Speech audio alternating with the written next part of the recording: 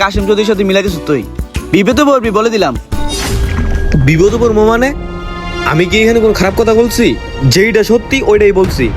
কাশেম চৌধুরীর লেগে যেই কবরটা খুঁড়ো হয়েছে সেম মাটির মধ্যে সেম ভাবে রমজান বাগলার কবরটাও খুঁড়ো হয়েছিল।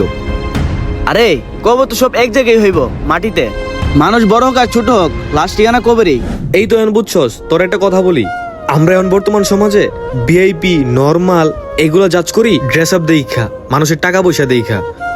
সো এগুলো করা ঠিক না।